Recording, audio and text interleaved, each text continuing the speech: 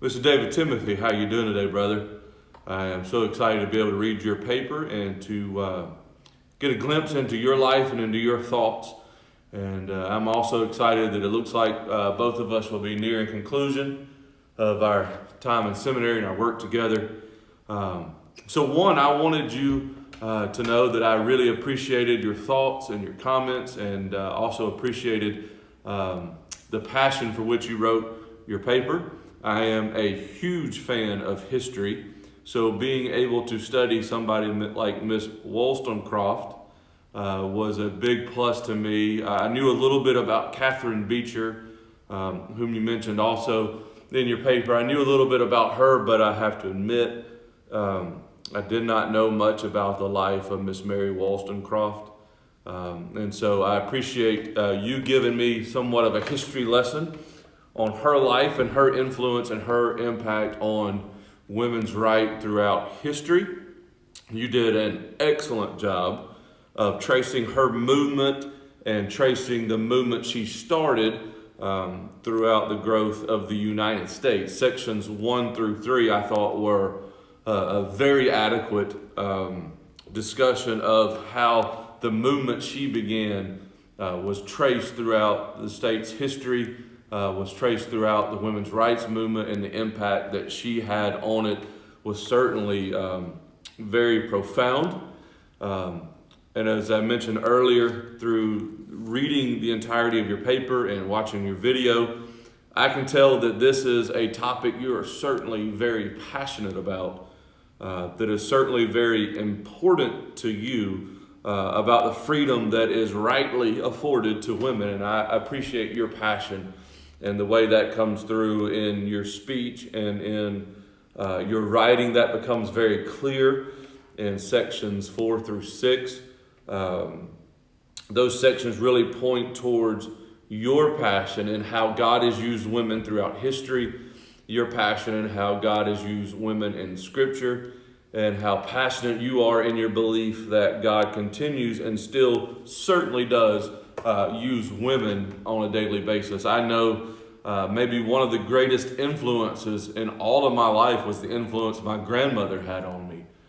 She was a very godly woman. My mother, even to this day, now that I'm 43 still, she continues to be a great impact on what it means to be a godly servant of the Lord, to really love people and to really help people and to see people in their greatest times of need and be able to help them through that. So I appreciate your point of view on that. And I do believe that God certainly does use women in ministry. In fact, I believe 80% of what gets done in churches, in many churches at least, tend to get done by women. And so without women in churches, we wouldn't be able to really do church the way we would like to do, or the way we even believe we're called by God to do church, if it weren't for the great impact that women had on our churches. If anything,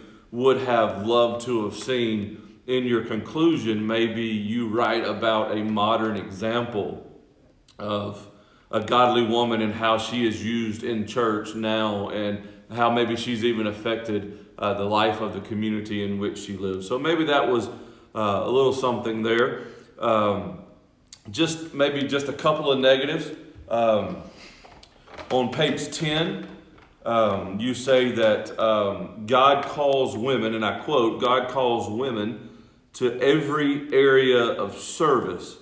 I wonder what maybe your thoughts would be that if someone said service doesn't require office. For instance, does serving in an office, is that the only thing that legitimizes women in ministry? Or can women serve on a number of women's teams and ministry teams? Can they serve in prayer ministry? Can they serve in all these places in the churches? There are tons of ways that we can serve, because I think even we would say, even for men, that we ought to be serving whether or not we have an office to serve in. So certainly God calls women to every area of service. If anything, that I found that maybe some of your claims weren't very specific. For instance, I believe that there are certain scriptures that we could read that do make distinctions upon men and women, and especially their roles within church structure. I know on the bottom of page 1, at the bottom of your intro, you talk about all areas of ministry.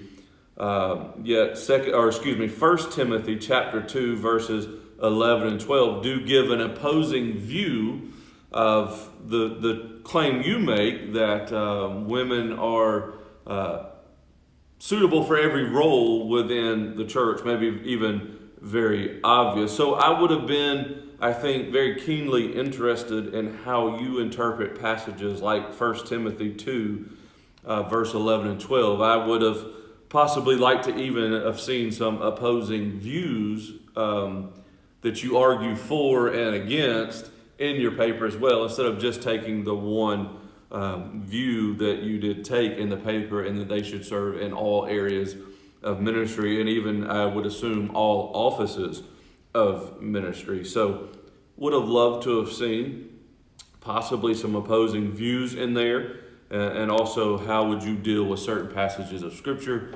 that do make distinctions. But even more than that, I want you to know that in reading your paper, I do believe that I've come to a deeper understanding of how culture maybe affects context.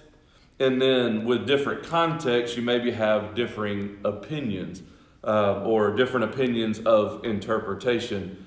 I think that really becomes especially clear in sections 3 and following, maybe page 3 and following, and how you trace the movement of women in the Bible. So I certainly learned that there is a deeper understanding of how that affects you and I. We haven't lived through the same history. We haven't grown up in the same communities. We're not in necessarily the same cultural context in ministry as one another. And so you have helped me to understand how differing contexts and differing cultures do affect my interpretation of Scripture. Also, you've really helped me learn a lot about some examples of some women in ministry. Certainly, most of us would know a pretty good amount about Deborah, as you mentioned in your text. But on page 8, you mentioned Huldah and you mentioned Junius on page 9. I must admit that I didn't know an awful lot about those two characters. I am interested even further in talking of Junius.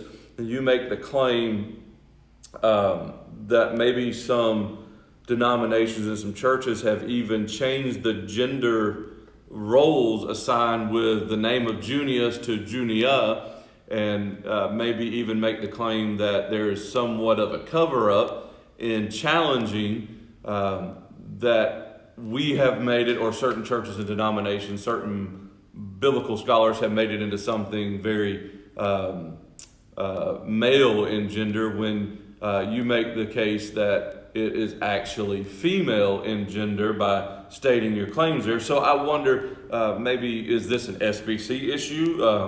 How does this reflect in our understanding and our thought, maybe even the seminary's understanding and thought? So I'd love to have seen a little bit more than that. But overall, your passion becomes quite clear in your paper.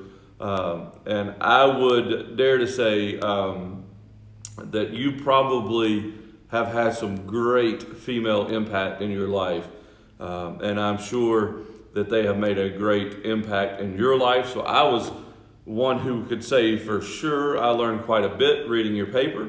And I hope nothing but the best of wishes for you moving forward in your seminary life. Thank you, David. Appreciate the time reading your paper.